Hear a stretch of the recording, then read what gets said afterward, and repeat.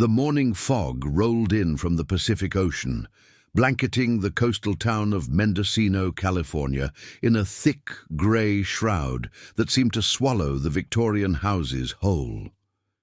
It was October 15th, 2007, and 23-year-old Sophia Bennett stood at her bedroom window, watching the mist dance between the cypress trees that lined the cliff face behind her childhood home. Her packed suitcase sat on the bed behind her, filled with clothes she'd carefully selected for her first trip to Europe, a graduation gift to herself after completing her master's degree in marine biology at UC Santa Barbara. Sophia had always been drawn to the ocean's mysteries, spending countless hours exploring tide pools and documenting coastal wildlife. Her thesis on kelp forest ecosystems had earned her recognition from the California Academy of Sciences, and she'd recently accepted a research position that would begin after her return from Europe. The passport in her purse was crisp and new, her photograph showing a young woman with determined hazel eyes and sun-streaked brown hair pulled back in a practical ponytail. Before we continue with Sophia's story, I'd love for you to subscribe to our channel if you haven't already. It really helps us bring you more compelling, true stories like this one. And please let us know in the comments where you're watching from around the world. Now, let's get back to that fateful morning in Mendocino.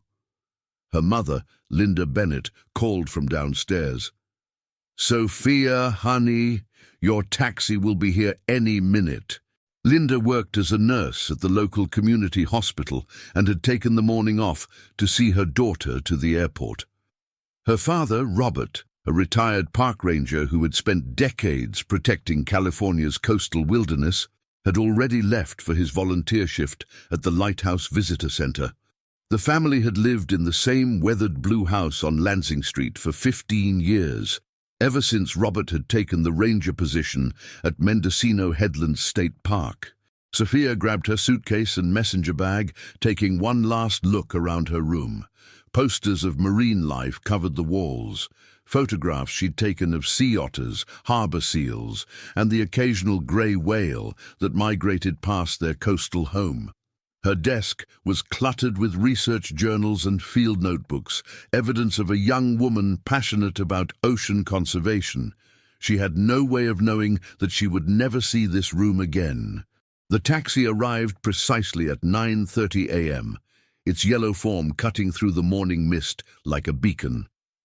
Driver Frank Morales, a longtime Mendocino resident who ran the only taxi service in town, loaded Sophia's luggage into the trunk.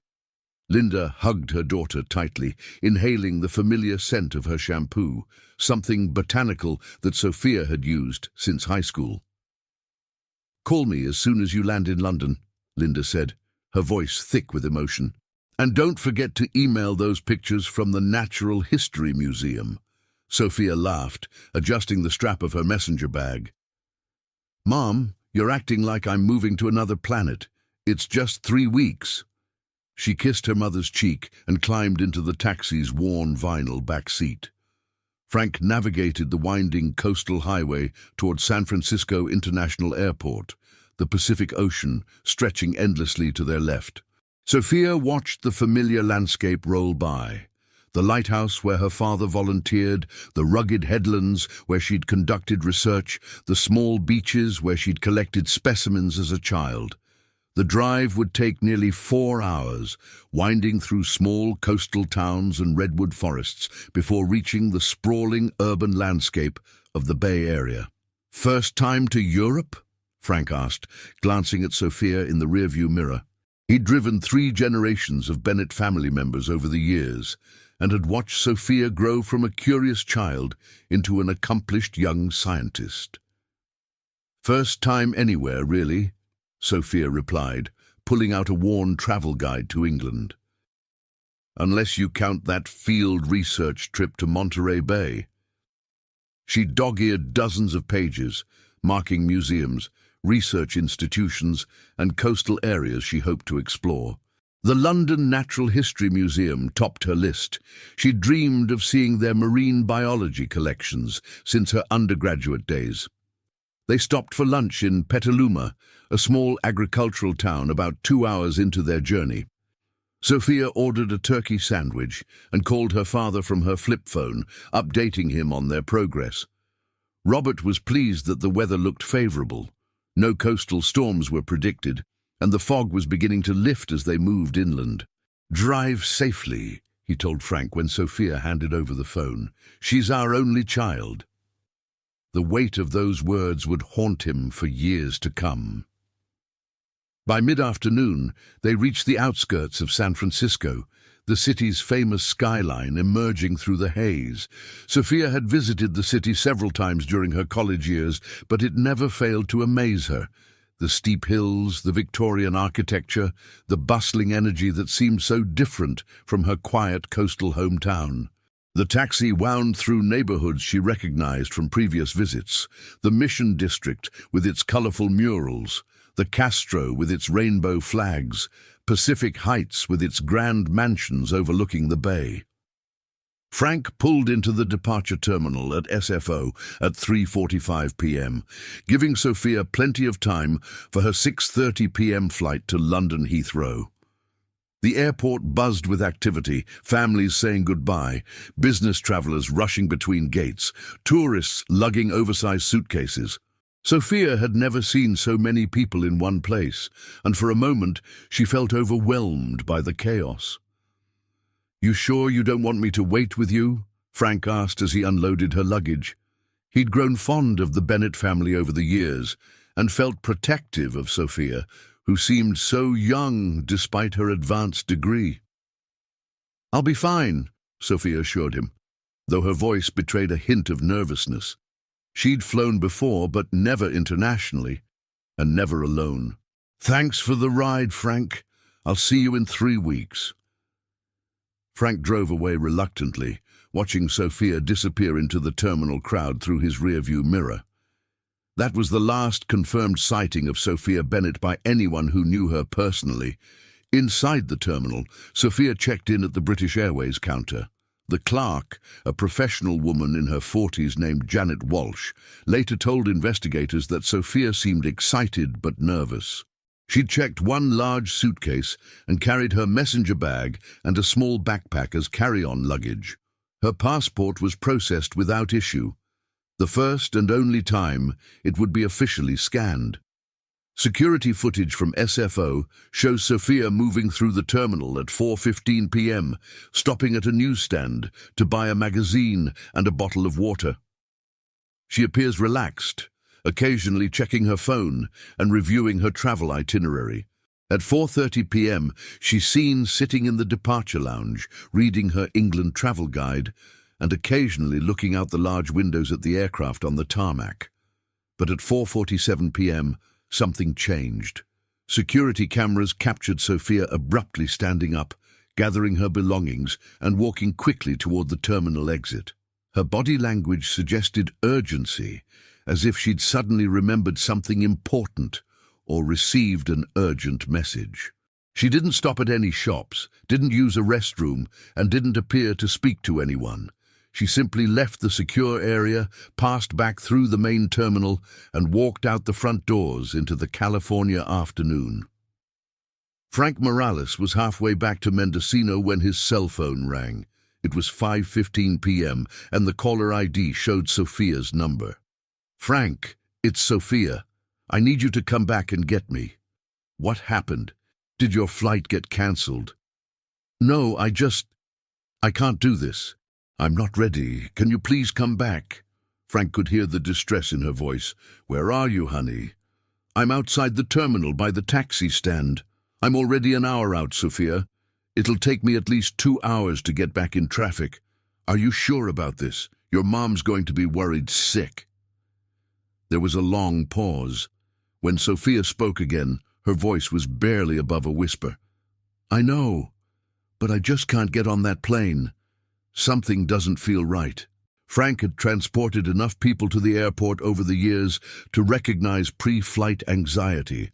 "Okay, I'm turning around, but it's going to be expensive. I'll have to charge you for the full round trip." "That's fine. I'll pay whatever you need. Just please come get me." Frank pulled off Highway 101 at the next exit and began the long journey back to San Francisco. Traffic was heavy with evening commuters, and what should have been a 2-hour drive stretched to nearly 3.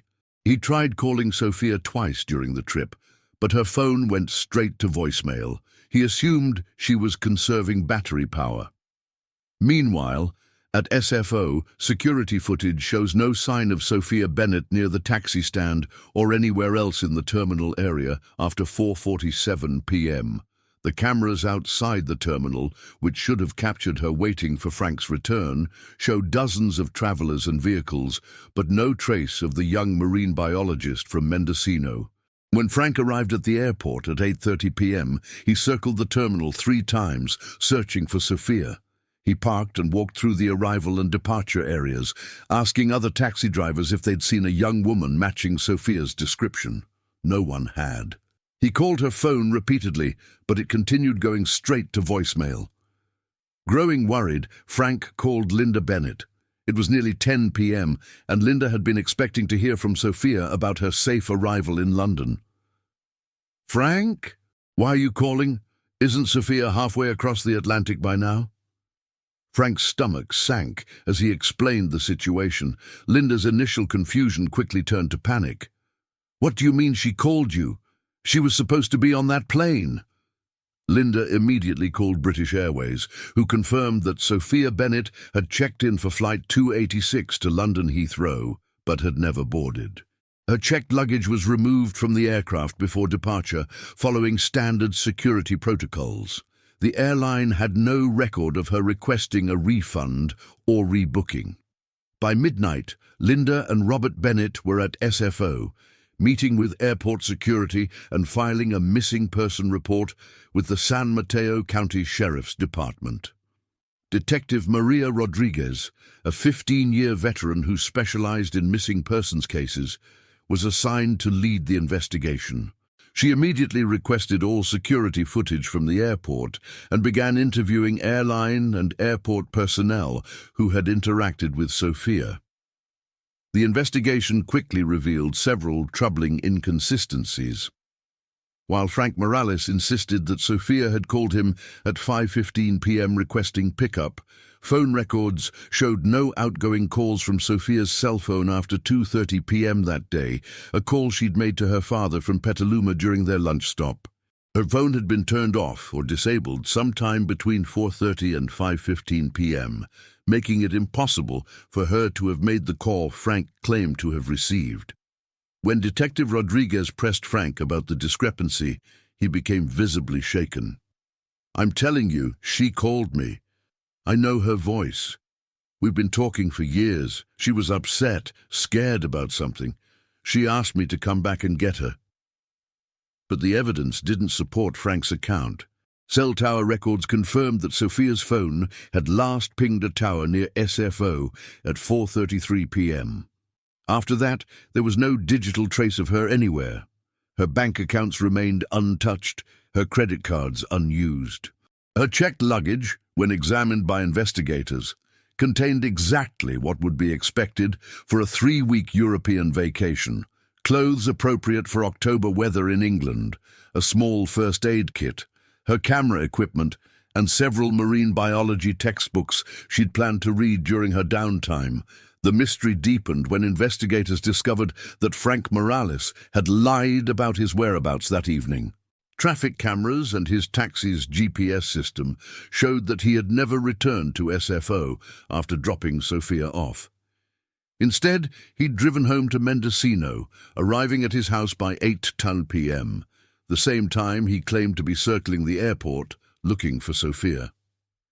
When confronted with this evidence, Frank broke down completely. "I don't know what happened," he sobbed in the interview room at the sheriff's department. "I swear I got a call from someone claiming to be Sophia.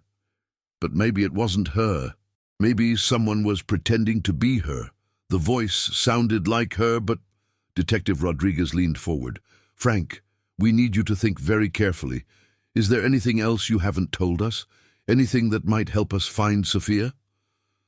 Frank shook his head, his hands trembling. "She was such a good kid, always polite, always curious about everything. Who would want to hurt her? And why would someone call me pretending to be her?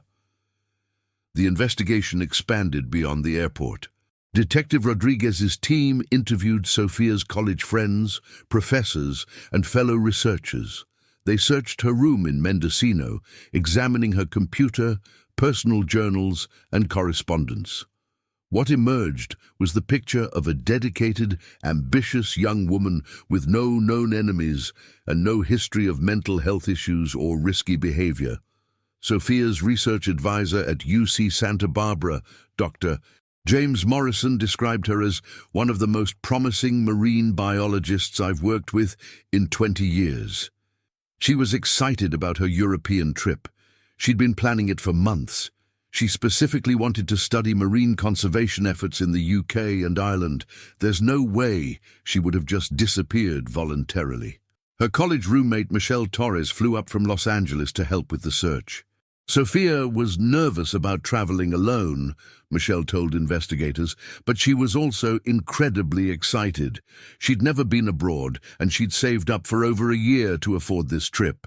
She had everything planned out: museums, research facilities, coastal areas she wanted to explore. She even learned basic conversational phrases in several European languages. The Bennett family's anguish was palpable. Robert took leave from his volunteer work at the lighthouse, spending 18-hour days coordinating search efforts and following up on potential leads. Linda worked with local media to publicize Sophia's disappearance, appearing on television news programs and distributing flyers throughout the Bay Area.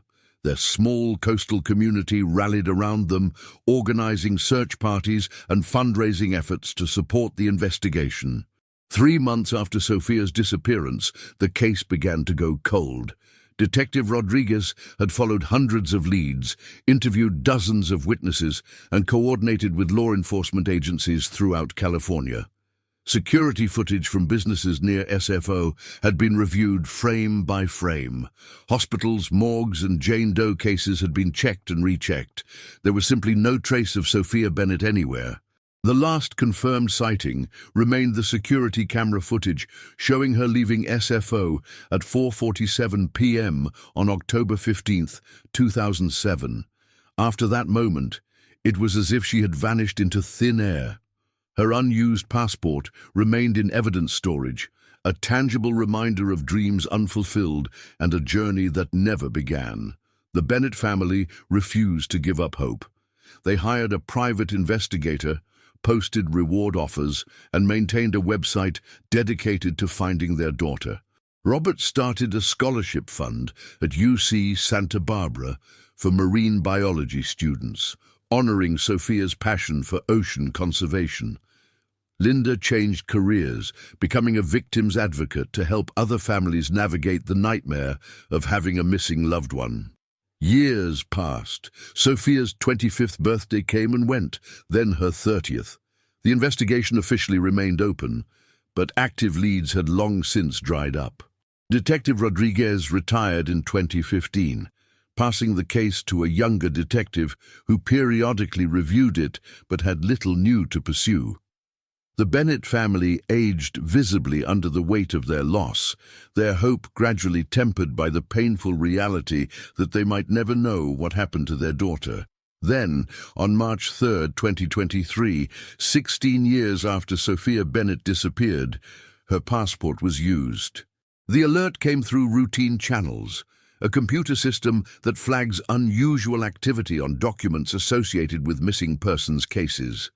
U.S. Customs and Border Protection received an automated notification that passport number 11234568789, issued to Sophia Ann Bennett, had been scanned at John F. Kennedy International Airport in New York City.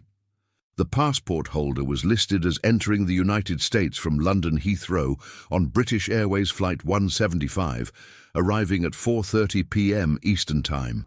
The customs agent who processed the entry, Officer David Park, later told investigators that nothing seemed unusual about the transaction. The passport appeared genuine, and the woman presenting it matched the physical description and photograph. She was traveling alone with a single carry-on bag and declared no items requiring duty. When asked the purpose of her visit, she stated she was returning home after an extended stay abroad. She seemed tired, Officer Park recalled, like someone who'd been traveling for a long time, but otherwise normal. She answered my routine questions appropriately and didn't seem nervous or suspicious. But according to the National Crime Information Center database, Sophia Bennett had been missing for nearly 16 years. Her parents, now in their 70s, had never stopped looking for her. The passport that was supposedly used at JFK had been sitting in an evidence locker in San Mateo County since 2007. Detective Sarah Chen, who had inherited the cold case from Rodriguez, received the alert at 6:15 p.m. Pacific Time.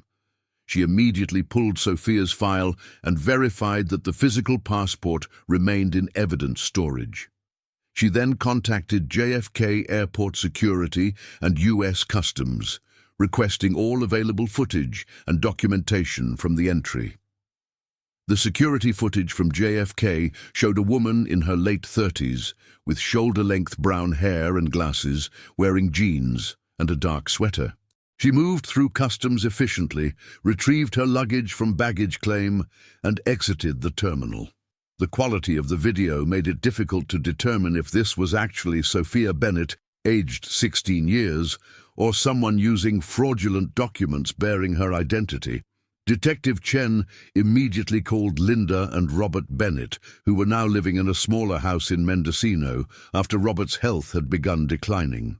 Linda answered the phone, her voice still carrying the hopeful note it had maintained throughout the years whenever law enforcement called. "Mrs. Bennett, this is Detective Chen with the San Mateo County Sheriff's Department. I have some news about Sophia's case." Linda's intake of breath was audible. "Have you found her?" "We have a situation that we need to investigate further. Someone used Sophia's passport yesterday to enter the United States through JFK Airport in New York. We're trying to determine if this was actually Sophia or someone using fraudulent documents." The silence on the other end of the line stretched for nearly 30 seconds. When Linda finally spoke, her voice was barely a whisper. Could it really be her? After all these years? Detective Chen chose her words carefully. "We don't know yet. The passport was definitely used, but we still have the original in our evidence storage. We're working with federal authorities to determine exactly what happened. I wanted you to hear this from me before it potentially becomes public knowledge." That night, the Bennett family didn't sleep. Robert, now 76 and managing diabetes and heart problems, spent hours staring at recent photographs of Sophia, trying to imagine how she might look after 16 years. Linda called her sister in Sacramento, her voice alternating between hope and disbelief as she shared the impossible news. Meanwhile, Detective Chen worked through the night, coordinating with multiple agencies. The FBI's Behavioral Analysis Unit was consulted to determine the likelihood that someone could successfully disappear for 16 years and then resurface using their original identity. The State Department's Fraud Investigation Unit began examining the technical aspects of the passport usage, comparing biometric data and looking for signs of document tampering. Dr. Amanda Foster, a forensic psychologist who had consulted on the original investigation, was asked to provide insight into potential scenarios. If Sophia Bennett voluntarily disappeared in 2007, Dr. Foster explained to Detective Chen, using her original passport in 2023 would be incredibly risky. It would immediately alert law enforcement to her location and activities. That suggests either extreme desperation or a lack of awareness about modern tracking systems. The investigation revealed that whoever used Sophia's passport at JFK had purchased their ticket with cash at Heathrow Airport approximately 6 hours before departure. The British Airways counter-agent who processed the transaction remembered the sale because cash purchases for international flights were unusual. The passenger had claimed to need emergency travel due to a family situation and had no luggage to check. She seemed anxious, the British Airways agent Michaela Thompson told investigators via phone. She kept checking her watch and looking around the terminal. When I asked for a contact number, she said she didn't have a UK phone and would call her family from the States. She paid the $890 fare in cash, all small bills, like she'd been saving up for a while. Security footage from Heathrow showed a woman matching the general description from JFK, but again, the image quality made positive identification impossible. She appeared to have arrived at the airport via the underground, emerging from the Piccadilly line platform with no visible luggage except a small backpack. She moved purposefully through the terminal, purchasing her ticket and proceeding directly to security. The most intriguing aspect of the Heathrow footage was the woman's apparent familiarity with the airport layout. She navigated directly to the correct terminal and gate without consulting signs or asking for directions, suggesting either prior experience with international travel or careful advance planning. Detective Chen's investigation expanded to include British authorities, who began searching CCTV footage from London's extensive surveillance network. The trail grew cold quickly.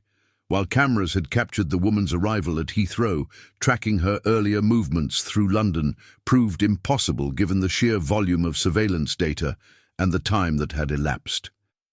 The mystery deepened when investigators discovered that the passport number had been flagged in several other systems over the years.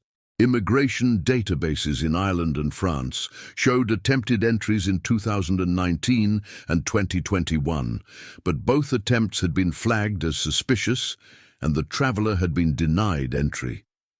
No clear records existed of what had happened to the individuals who had attempted to use the passport on those occasions. This is starting to look like systematic identity fraud, Detective Chen told her supervisor, Captain Williams. Someone has been attempting to use Sophia Bennett's identity for years, but they've only recently figured out how to do it successfully. Captain Williams nodded grimly. But that raises an even bigger question. Where did they get her passport information? And if Sophia is dead, how are they accessing biometric data that matches closely enough to fool automated systems?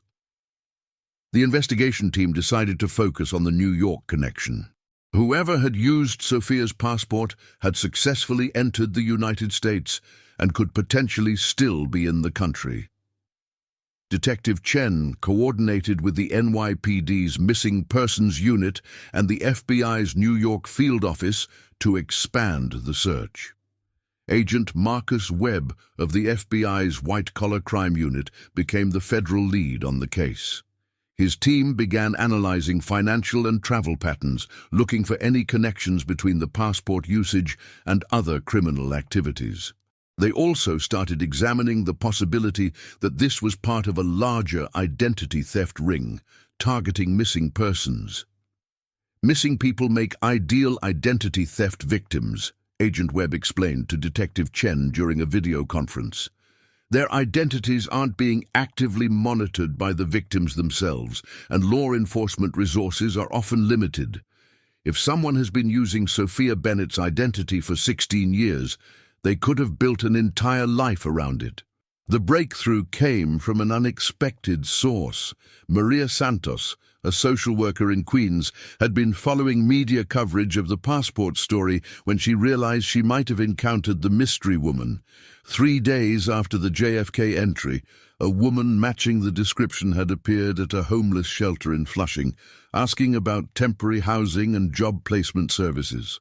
She was very quiet, very careful about giving information, Maria told Detective Chen and Agent Webb during a phone interview. She said her name was Sophie and that she'd been living abroad but needed to start over in the States. She seemed educated. Her English was perfect, no accent, but she was definitely running from something. The shelter's security cameras had captured clear footage of the woman, and facial recognition software suggested a possible match with aged progression images of Sophia Bennett. The woman had stayed at the shelter for 2 nights, then disappeared, leaving behind only a few personal items and a handwritten note thanking the staff for their kindness. Among the items left behind was a small journal filled with observations about marine life, detailed sketches and notes about coastal ecosystems that demonstrated significant scientific knowledge. The handwriting was compared to samples from Sophia's college notebooks, and while 16 years had changed the script somewhat, there were enough similarities to suggest a possible match. Dr. Patricia Reynolds, a handwriting analyst with 30 years of experience, examined the samples carefully. There are definite similarities in letter formation and spatial relationships, she told the investigation team, but there are also differences that could be explained by time, stress, or deliberate attempts to disguise the writing. I can't make a definitive determination, but I'd estimate a 70% probability that these samples were written by the same person. The journal entries themselves were haunting. They described years of isolation, fear, and a desperate desire to return home. One entry, dated several weeks earlier, read, "I've been away for so long that I'm not sure home exists anymore, but I have to try. I have to find out if they're still looking for me, if they still remember who I was before all of this happened." Another entry, written just days before the passport was used, was more specific. "The man who took me said my family had given up, that they'd stopped looking years ago. But I saw the website. They never stopped. I have to get back to them, even if it means risking everything, even if they don't recognize who I've become." These journal entries sent shockwaves through the investigation team and the Bennett family. For the first time in 16 years, there was concrete evidence suggesting that Sophia might still be alive, and that her disappearance had been the result of abduction rather than voluntary flight or accident. Linda Bennett's reaction was immediate and intense. "I knew it," she sobbed during a phone call with Detective Chen.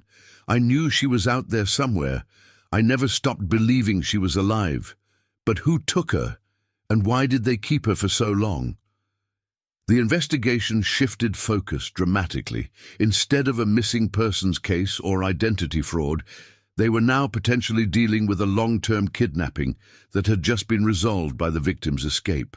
The FBI's Behavioral Analysis Unit was brought in to develop profiles of potential kidnappers who might hold victims for extended periods. Dr. Elizabeth Harper, a specialist in long-term abduction cases, provided sobering insight into what Sophia might have endured. "Cases involving adult victims held for more than a few weeks are extremely rare," she explained. "When they do occur, they typically involve either psychological manipulation that makes the victim believe escape is impossible or physical constraints that prevent it. After 16 years, the psychological impact would be severe." The search for the woman who had used Sophia's passport intensified. NYPD detectives canvassed the Flushing neighborhood, showing her photograph to local business owners and residents. Several people reported seeing a woman matching her description, always alone, always seeming nervous and watchful. A bodega owner named Ahmed Hassan remembered her clearly. She came in 3 times, always bought the same things: bread, peanut butter, bottled water. She paid with small bills, exact change. She seemed like someone who was used to rationing, like she'd been hungry before and was afraid to be hungry again. The trail led to a small apartment building 6 blocks from the shelter. The building's manager, Mrs. Chen, no relation to the detective, recalled renting a room to a quiet woman who paid cash and kept to herself. "She said her name was Sophie Bennett," Mrs. Chen told investigators. "She seemed nervous about filling out paperwork, said she'd lost her identification in a fire. I felt bad for her, so I let her pay week by week. Unused, but by the time investigators reached the apartment building, Sophie Bennett had already moved on. Her room was empty, except for a few pieces of clothing and another journal, this one containing more recent entries that provided crucial details about her captivity and escape. The entries described a compound in rural Montana where she'd been held with several other women over the years. The man who controlled them was described only as Thomas and was characterized as intelligent but deeply disturbed, convinced that he was protecting the women from a corrupt and dangerous world. The compound was self-sufficient, with gardens, livestock, and minimal contact with the outside world. Thomas told us that our families had forgotten us, that the world had moved on without us, one entry read. He said we were better off with him, that he could keep us safe. Some of the women believed him after a while. I never did, but I learned to pretend. It was the only way to survive. The most recent entries describe Sophia's escape in detail. Thomas had become increasingly paranoid and unstable in recent months, and security at the compound had grown more lax. Sophia had been planning her escape for over a year, gradually accumulating small amounts of cash and gathering information about the outside world from old newspapers and magazines. I waited until the new moon, she wrote. Thomas always sleeps more heavily when it's completely dark. I took my old passport from his office. He kept all our documents locked in a safe, but I'd watched him open it hundreds of times. I walked for 3 days through the mountains before I reached a town. I was terrified someone would recognize me, that he'd find me and drag me back. The journal entries also contained detailed descriptions of the compound's location, references to specific mountain peaks, nearby towns, and geographical features that investigators hoped would help them pinpoint the exact location. Sophia had clearly maintained her scientific training throughout her captivity, observing and documenting her environment with remarkable precision. FBI agents immediately began coordinating with Montana law enforcement to search for the compound. The Behavioral Analysis Unit developed a profile of Thomas based on Sophia's descriptions, a man likely in his 50s or 60s, highly intelligent, but with paranoid tendencies and a messiah complex that drove him to rescue women he perceived as vulnerable or in danger. Meanwhile, the search for Sophia herself continued in New York. Detective Chen and Agent Webb followed her trail from Queens into Manhattan, where security footage from a midtown hotel showed her checking in under the name Sophie Bennett 3 days after she'd left the apartment building. The hotel clerk, a young man named Daniel Park, remembered her well. She seemed really paranoid, he told investigators. She kept asking about the security cameras, wanted to know if we kept records of who came and went. She paid for 3 nights in advance, cash again, but she only stayed for 1 night. Security footage from the hotel showed Sophia leaving early in the morning, carrying a small bag and moving with purpose. She walked 6 blocks to Grand Central Station, where she disappeared into the crowd of morning commuters. After that, the trail went cold once again. But this time, investigators had something they'd never had before, a clear understanding of who they were looking for and why she was running. Sophia Bennett wasn't just a missing person anymore. She was a survivor of long-term abduction who was trying to rebuild her life while potentially still being pursued by her captor. The media attention surrounding the case intensified when details about the journal entries became public. The story of a young woman who had been kidnapped while trying to board a plane for her dream European vacation, held captive for 16 years, and then courageously escaped back to her family, captured national attention. Tips began pouring in from across the country. People who thought they might have seen Sophia, or who had information about compounds or individuals matching the descriptions in her journals. Linda and Robert Bennett made public pleas for their daughter to come home. "Sophia, if you're out there, if you can see this," Linda said through tears during a television interview, "we love you. We never stopped looking. We never stopped believing. You're safe now. Please come home to us."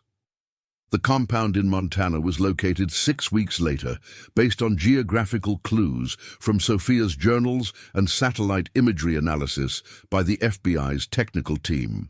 Federal agents, working with local law enforcement, surrounded a remote property in the Bitterroot Mountains owned by a man named Thomas Mueller, a former psychology professor who had disappeared from his university position in 2006.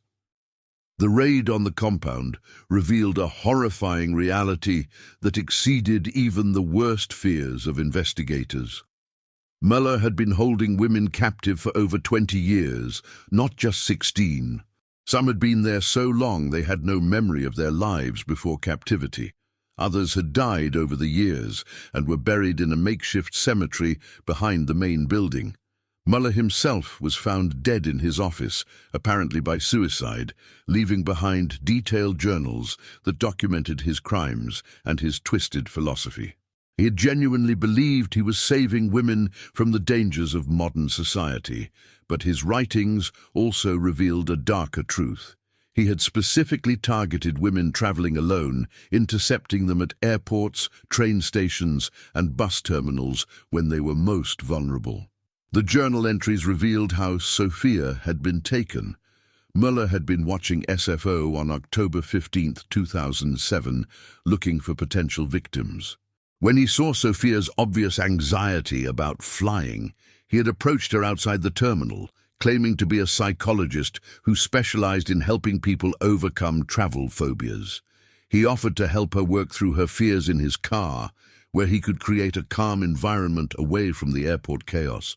Sophia, desperate to overcome her anxiety so she could take her dream trip, had agreed to go with him.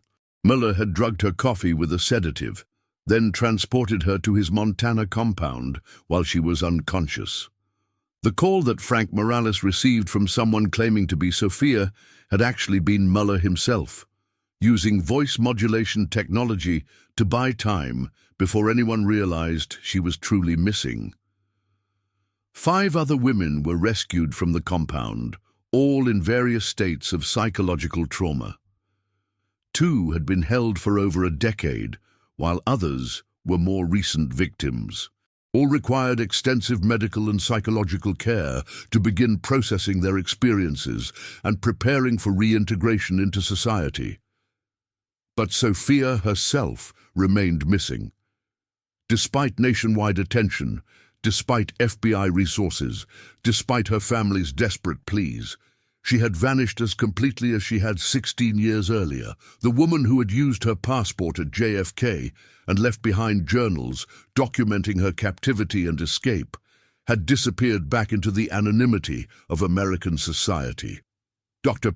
Harper, the abduction specialist, offered insight into why Sophia might not have immediately returned to her family. After 16 years of captivity, the idea of returning to a normal life can be terrifying, she explained. She's been conditioned to believe that she's safer hiding than she is in the open. She may need time to adjust to freedom before she can handle the emotional intensity of reuniting with family. The investigation continued, but it had fundamentally changed character once again. Now law enforcement was searching for a trauma survivor who needed help, not a missing person or a criminal. The approach became more gentle, more focused on creating safe opportunities for contact rather than aggressive pursuit. 3 months after the Montana raid, the breakthrough came from an unexpected source. Dr. James Morrison, Sophia's former research advisor at UC Santa Barbara, received a letter at his university office. The return address was a post office box in Santa Cruz, California, just 50 miles south of San Francisco, and a place where Sophia had conducted undergraduate research in the kelp forests of Monterey Bay. The letter was handwritten in the same script that analysts had identified from the New York journals. It read, "Dr. Morrison, I don't know if you remember me. I was your graduate student from 2005 to 2007. I was supposed to go to Europe to study marine conservation, but I never made it to the plane. I've been gone for 16 years, but I'm back in California now. I'm different than I was before, and I don't know if I can ever be the person I was then, but I still love the ocean. I still remember everything you taught me about respecting and protecting marine ecosystems. I've been watching the tide pools near natural bridges for the past month. The biodiversity is remarkable, even better than when I was a student. I think climate change is actually improving some conditions here, at least for now. I've documented 17 species that weren't present in 2007. I know my family's looking for me. I know law enforcement wants to find me. I'm not ready for all of that yet, but I wanted you to know that your teaching mattered, that the time I spent learning about the ocean wasn't wasted. Maybe someday I can contribute to marine science again. Maybe someday I can be useful again. Thank you for everything you taught me about the natural world. It kept me sane during the worst times. S.B. Dr. Morrison immediately contacted Detective Chen, who coordinated with Santa Cruz County law enforcement to begin a careful search of the area around Natural Bridges State Beach. This time, the approach was different. Instead of a manhunt, they organized what appeared to be routine marine research activities, hoping that Sophia might observe and eventually make contact on her own terms. Linda and Robert Bennett traveled to Santa Cruz, staying in a small hotel near the beach where their daughter might be hiding. Every morning, they walked the coastal trails, not searching aggressively, but simply being present in case Sophia was ready to see them. Linda carried a small sign that read, "We love you, Sophia. Come home when you're ready." The strategy required enormous patience. Weeks passed without any sign of Sophia, despite extensive surveillance of the area. Some investigators began to suspect that she had already moved on, that the letter to Dr. Morrison had been her way of saying goodbye before disappearing permanently. But Dr. Morrison had a different idea. He knew Sophia better than almost anyone outside her family. He understood her passion for marine biology and her methodical approach to scientific observation. If she was studying the tide pools at Natural Bridges, she would be there during the optimal tidal conditions, early morning low tides, when the most marine life would be visible and accessible.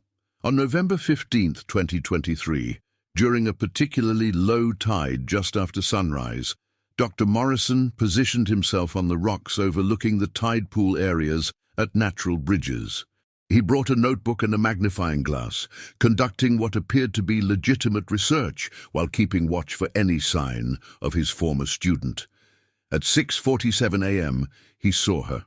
Sophia Bennett, now 39 years old, was crouched beside a large tide pool about 50 yards away, completely absorbed in studying what appeared to be a colony of sea anemones.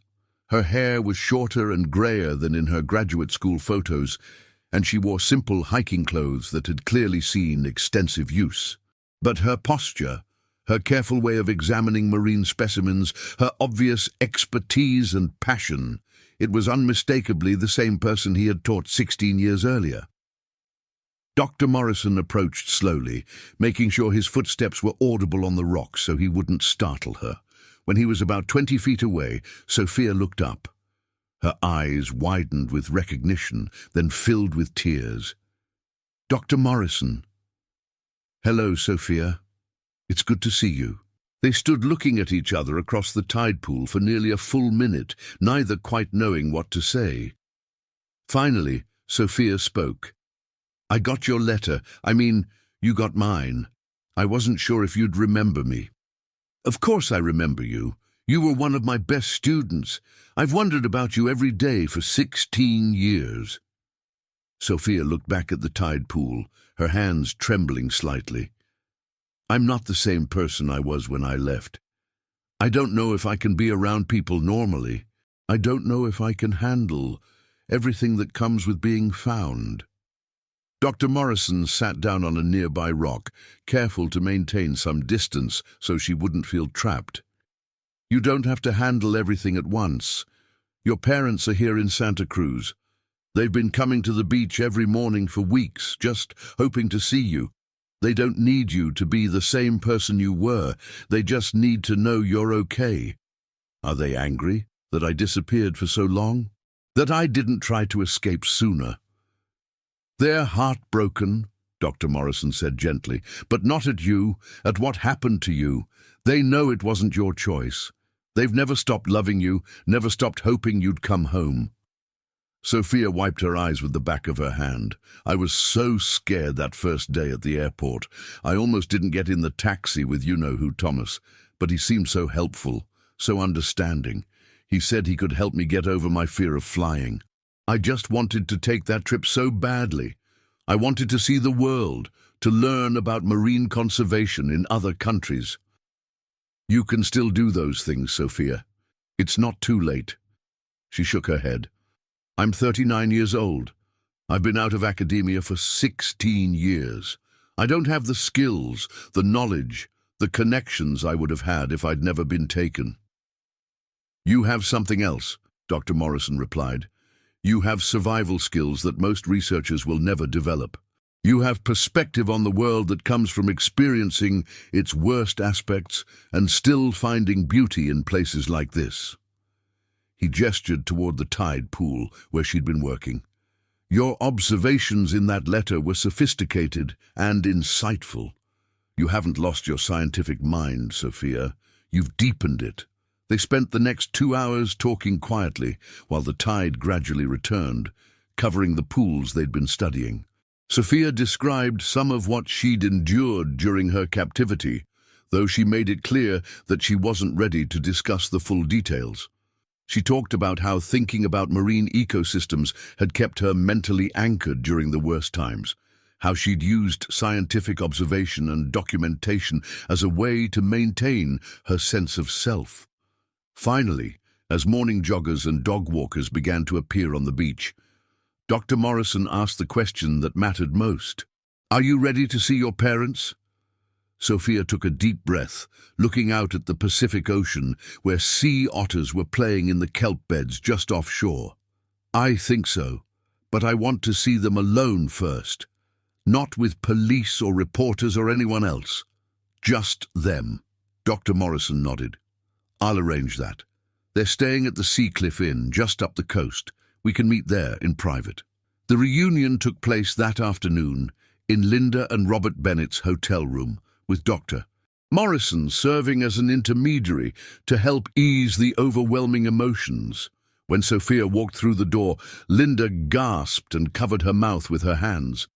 Robert, now visibly frail but still recognizable as the strong park ranger Sophia remembered, stood slowly from his chair. Mom. Dad. The three-way embrace that followed lasted for nearly 10 minutes, with tears and whispered words of love and relief. When they finally separated, Linda cupped Sophia's face in her hands, studying the woman her daughter had become. You're so thin, Linda whispered, and your hair, but you're here. You're really here. I'm different, Mom. I want you to know that up front. I may never be the person I was before. I have problems with crowds, with noise, with being touched sometimes. I may not be able to live a normal life. Robert spoke for the first time, his voice hoarse with emotion. We don't need you to be normal, sweetheart. We just need you to be alive. We just need you to be ours. The conversation that followed was careful and gentle. Sophia shared some of what she'd experienced during her captivity, focusing more on how she'd survived mentally and emotionally than on the details of her imprisonment. Her parents listened without judgment, occasionally asking questions, but mostly just marveling at their daughter's strength and resilience. They learned that Sophia had been living rough for months since her escape, staying in shelters when possible, sleeping outdoors when necessary, always moving to avoid detection.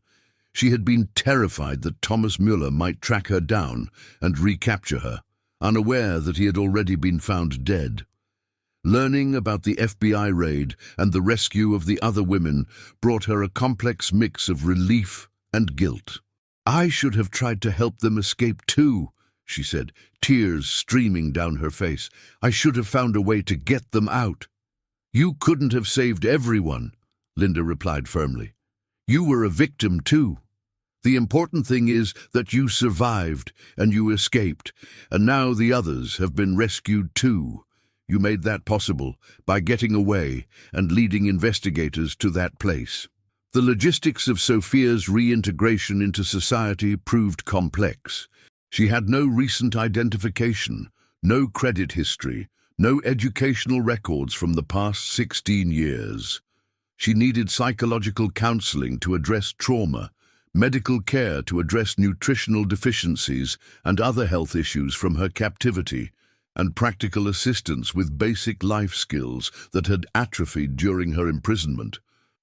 But she also had assets that surprised everyone. During her captivity, she had continued to observe and document the natural world around the Montana compound with scientific precision.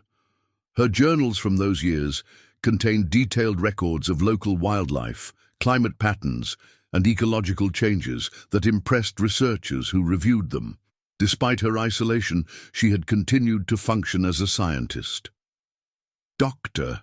Morrison worked with university administrators to create a special pathway for Sophia to re-enter academic life if she chose to do so.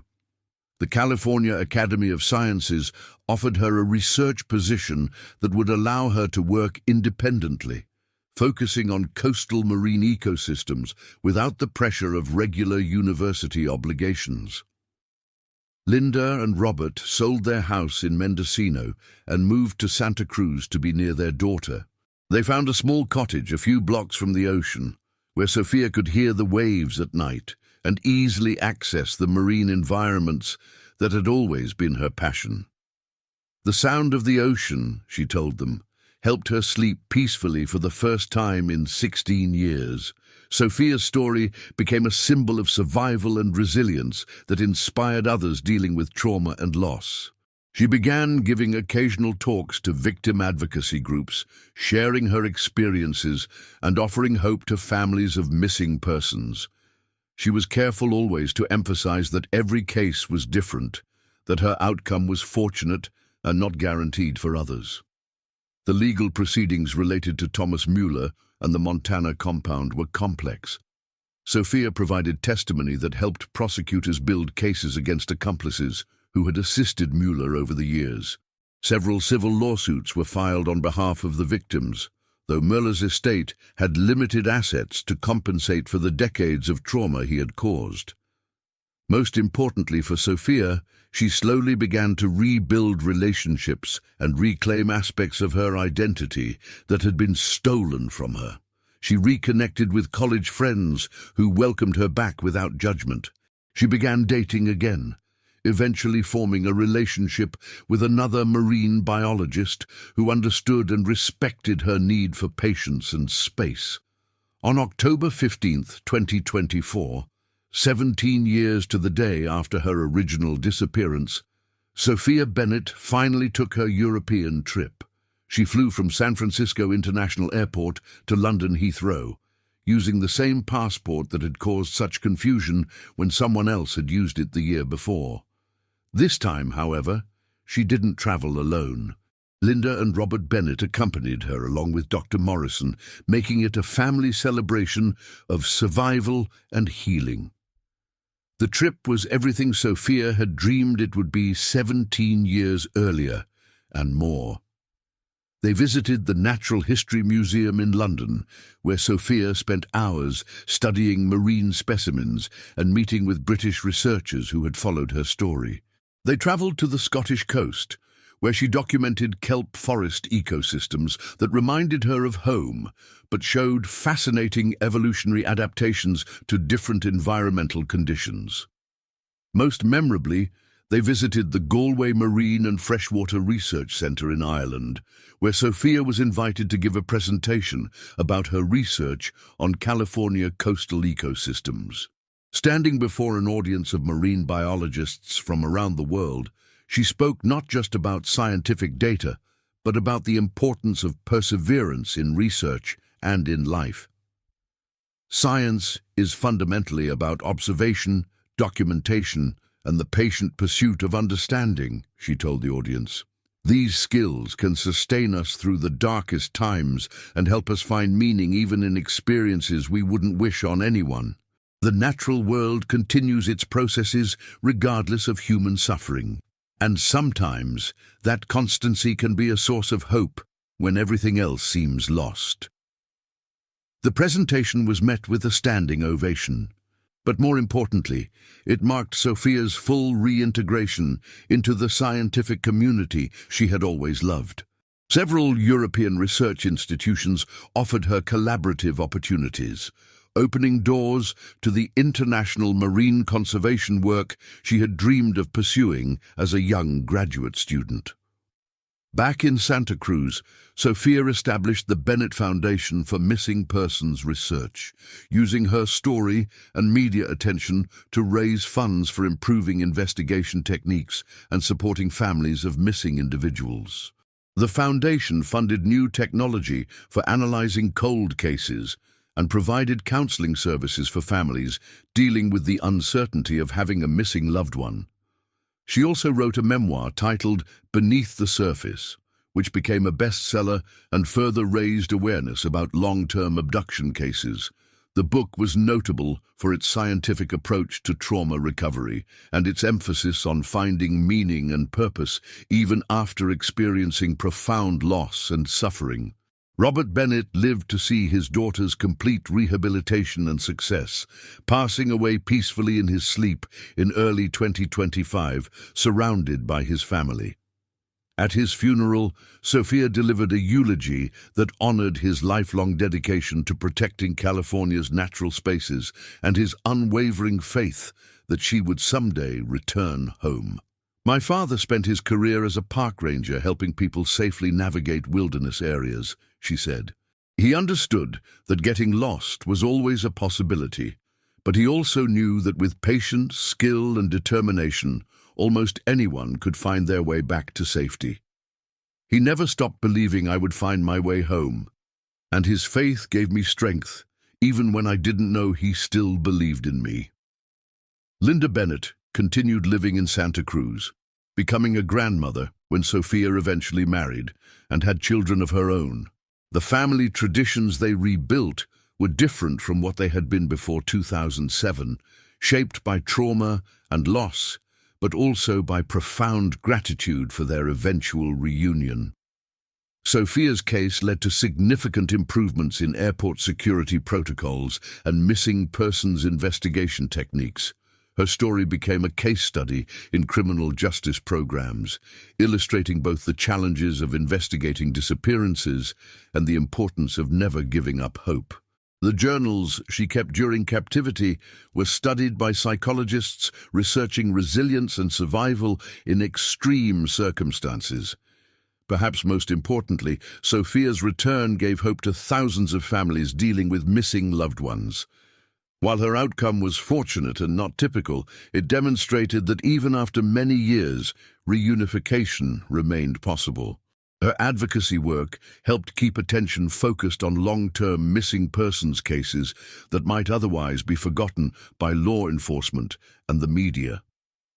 The tide pool at Natural Bridges State Beach, where Dr. Morrison first found Sophia studying marine life, became an informal memorial site, not to loss, but to the power of hope and the importance of never surrendering to despair.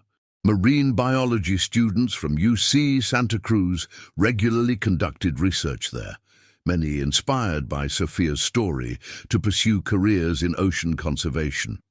On quiet mornings, Sophia could still be found there occasionally, conducting research and simply enjoying the rhythmic sound of waves against rocks.